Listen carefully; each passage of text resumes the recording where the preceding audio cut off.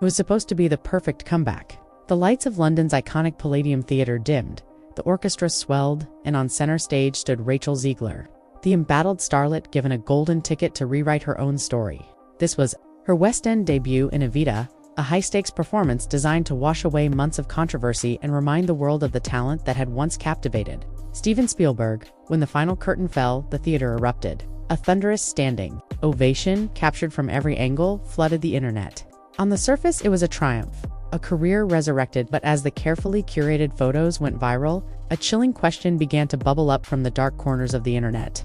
What if the most critical part of this comeback, the applause itself, was a carefully engineered illusion? Our story begins not in a London theater, but with the fairy tale rise of a once-in-a-generation talent. Rachel Zegler wasn't just another aspiring actress. She was a phenomenon, plucked from high school obscurity after submitting a video of herself singing on Twitter. She was handpicked by Steven Spielberg to star as Maria in his remake of West Side Story. It was the kind of Hollywood discovery story that felt like it was ripped from a bygone era. Before the film even premiered, she was hailed as the industry's next great star. Her voice was undeniable, her screen presence was magnetic, and her future seemed limitless. Disney quickly came calling, casting her as the lead in their live-action remake of Snow White. She was officially on the path to becoming Hollywood royalty, a real-life Disney princess. But then, the first cracks began to appear in the pristine facade. As the Snow White press tour began, Zegler's interviews started to strike a strange chord. Instead of embracing the classic Disney nostalgia, she seemed almost dismissive of the very story that was cementing her stardom. She called the 1937 original extremely dated, and referred to the prince's storyline as him being a stalker. She promised her version of the princess wouldn't be saved by a man and that it was no longer 1937. While the intention may have been to signal a modern, empowered heroine, the delivery landed very differently. To millions of fans who cherished the original, her comments came across as arrogant, even contemptuous. The internet, as it always does, reacted swiftly.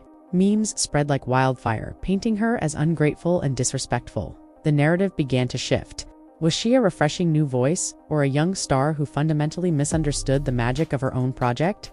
But that was only the beginning. What happened next would take her public image from complicated to catastrophic. If the Snow White comments started a fire, her words during the SAG-AFTRA strike were pure gasoline. In the midst of one of the most significant labor disputes in Hollywood history, where writers and actors were fighting for fair compensation in the streaming era, Zegler gave an interview that would haunt her for months. With picket lines forming across Los Angeles, she said the now infamous line, "If I'm going to stand there 18 hours in a dress of an iconic Disney princess, I deserve to be paid for every hour that it is streamed online." In a vacuum, her point about residuals for streaming was valid and central to the strike's goals. But the optics were disastrous. For the average person struggling to make ends meet, a multi-million-dollar actress complaining about wearing a princess dress for a living sounded impossibly tone-deaf.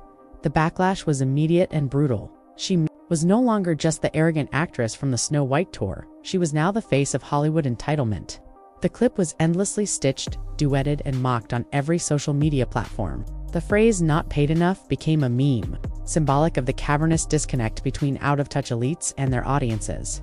She had alienated the very people she needed to buy tickets to her movies.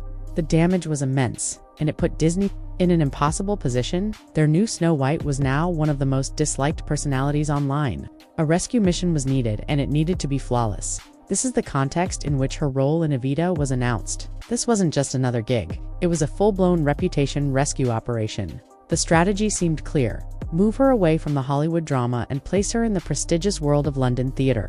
Let her undeniable vocal talent speak for itself. Her team needed to scrub the digital trail of missteps and rebrand her as a serious, dedicated performer. The stakes couldn't have been higher. This premiere wasn't just about selling tickets to a musical. It was about generating a tidal wave of positive press, glowing reviews, and viral clips that could drown out the noise of the past year. The narrative had to be one of unequivocal triumph. Anything less than a roaring success would be seen as a failure, confirming the public's worst perceptions. And as the opening night drew closer, it seems the production was willing to do whatever it took to guarantee that success. This brings us to the heart of the controversy: the allegation of a scripted standing ovation. As official photos of a beaming Zegler taking her bows flooded the media, a darker story began to circulate among online communities. Rumors of an internal memo allegedly distributed to the cast and crew began to surface. According to these anonymous claims, the memo was a directive on how to manage the night's optics. It reportedly encouraged everyone involved in the production, from fellow actors to backstage assistants, to participate in scheduled applause sequences during key emotional moments of the show. The goal was to artificially inflate the energy in the room, but the most explosive part of the alleged memo was its instruction for the curtain call. Staff were explicitly told to initiate a standing ovation, regardless of the actual performance quality, to reinforce audience energy for press coverage. In other words, the triumphant moment that would define the night's narrative was allegedly pre-planned. It wasn't to be a spontaneous eruption of emotion from a moved audience, but a strategic PR maneuver executed by insiders. One anonymous source claimed the memo was framed as a non-negotiable directive, stating, "We were told it would be noticed if we didn't participate." They didn't want any gaps in the footage. The objective was clear. It had to look full, look loud, and look like love. But if the love had to be manufactured, was there any there at all? Or was the entire emotional climax of the night just another line in the script, while the mainstream press dutifully published headlines celebrating Zegler's mesmerizing and commanding performance? The internet detectives were already logging on. A completely different story was taking shape on TikTok, Reddit, and X. The narrative wasn't one of triumph, it was one of suspicion. Amateur sleuths and alleged attendees began posting their own accounts, and their version of the night was jarringly different from the official story. One viral TikTok showed audience members slipping out of the theater before the show had even ended, their faces looking bored or confused. The creator's caption was blunt: "Why did this feel like a PR stunt?" On Reddit, a thread titled, "Was that Evita premiere? Standing O fake?" exploded with comments. Users who claimed to be in the theater described the energy as tense, staged, and awkward. One wrote, "I've been to dozens of shows. You can feel when an audience is moved. This felt like people performing enthusiasm, not experiencing it." Others began to dissect the official photos and videos like a crime scene. They pointed out that in many shots of the standing ovation, numerous people weren't actually clapping. Some stood with their arms folded, while others were holding their bags clearly on their way out. The most damning evidence was the observation that several of the most enthusiastic-looking people in the front rows were later seen wearing what appeared to be staff lanyards or backstage passes. The sarcastic commentary was ruthless. One creator joked, "That wasn't an applause. That was damage control with jazz hands." The internet had decided the whole thing was orchestrated, and once that idea took hold, it spread like wildfire. Herein lies the devastating irony of the entire situation.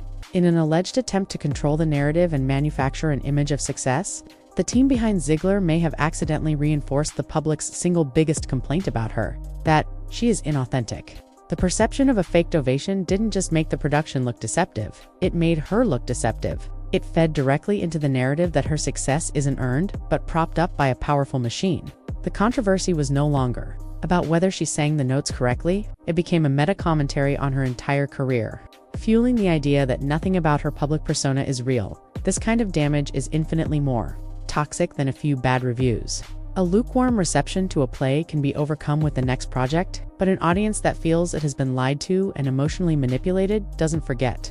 That feeling of being played for a fool erodes the most valuable asset a celebrity has: trust. The alleged cure turned out to be a far more potent poison. Instead of fixing her image, it may have shattered it, leaving behind a deeper and more permanent stain. And in Hollywood, that kind of stain can be impossible to wash out. This story now extends far beyond the stage of a London theater. In the cutthroat world of Hollywood, perception is reality. The whispers in the industry have grown louder, with insiders questioning if Rachel Zegler has become a liability. Studios and producers don't just invest in talent, they invest in bankability. A star who is constantly at the center of PR firestorms, who seems to alienate audiences at every turn, becomes a massive financial risk. The controversy surrounding Snow White was already a huge headache for Disney. A second, even more embarrassing, PR disaster involving allegations of outright deception could have serious long-term consequences for her career. Casting directors watch public sentiment. Brand deals hinge on public image. The question is no longer just whether she can deliver a good performance, but whether audiences will even show up for her. Can she lead a billion-dollar franchise when a significant portion of the potential audience actively distrusts her? The pattern is becoming harder to ignore. From West Side Story to Snow White to Evita, each major career step has been dogged by a controversy that calls her gratitude, her attitude, or her authenticity into question. The alleged Evita stunt wasn't an isolated incident. For many, it was the confirmation of a deeply troubling narrative. In the end, we are left with the ghost of a standing ovation. The image of a triumphant starlet taking her bow, bathed in the glow of what was meant to be her redemption, but the scene is now forever tainted by suspicion. The entire situation could have been avoided, Imagine if the premiere had simply been allowed to be what it was, if the performance was solid but the applause was polite rather than rapturous. If a few people left early, she might not have gotten the flawless headlines her team desperately craved, but she might have earned something far more valuable in the long run: a sliver of authenticity. Instead, the alleged attempt to fake a perfect moment has created a perfect storm. It's a cautionary tale for the modern age of celebrity, where the internet doesn't just watch, it investigates, it documents, and it remembers. In 2025, authenticity is the only currency that truly matters, and once it's lost, it's nearly impossible to get back. The dust has now settled, but the uncomfortable questions echo louder than any manufactured applause. The path forward for Rachel Zegler is shrouded in fog. Perhaps she can recover, but the challenge is immense. The final question is no longer whether she can act or sing. The question is whether the audience will ever believe her again.